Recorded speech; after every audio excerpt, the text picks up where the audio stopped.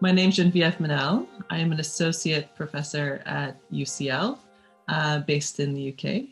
And most of my work has to do with violence against women prevention and very much working with communities around it. So the GAT project is a project that we did with communities based in a really remote area of the Peruvian Amazon. And we were looking at basically how to prevent violence with these communities.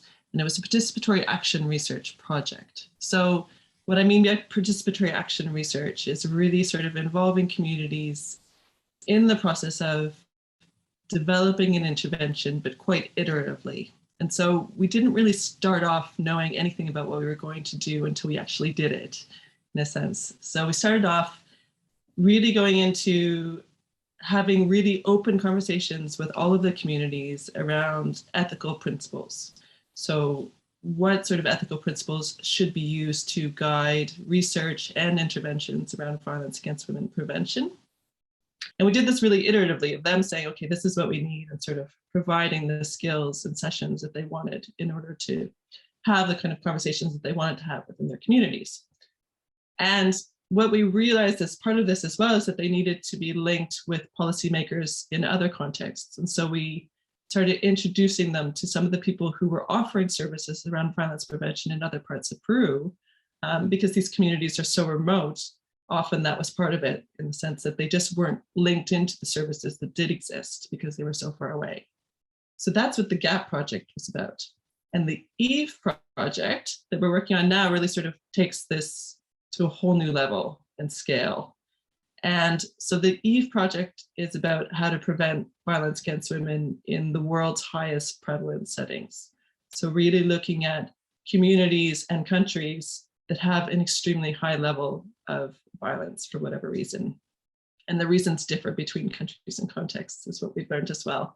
But we have two case studies as part of the EVE project, one in Samoa, which is in the Pacific, so also remote in the same way that the Amazon communities were.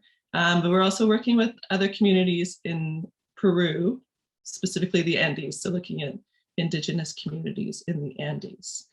And what we're trying to do here is really sort of provide an evidence base. Does involving communities in violence prevention actually prevent violence? So does the involvement of the communities itself actually prevent violence? Rather than sort of thinking about all kinds of things you could do to prevent violence, what's the sort of importance of actually involving communities? So the difference that working with communities makes really is that I don't know how I would do this work at all without involving communities, because it really is about sort of shedding light on community responses to violence against women. So how are communities already doing this? How are they responding to violence against women? And sort of using that as a framework for thinking about how we can improve that, or those actions that they're already taking. Everything that we do really starts with our community partners, in a sense of we want to know whether they think what we were proposing is a good idea, but actually it's even better if they come up with the idea themselves. And so their idea was to collect artifacts.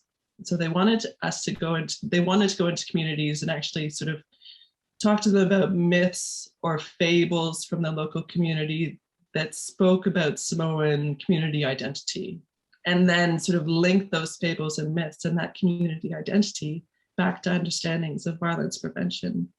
And this gave us the richest, most incredible data that I've ever had. I cannot even imagine where we would have gotten to with remote online activities, and it just never would have been as good, right?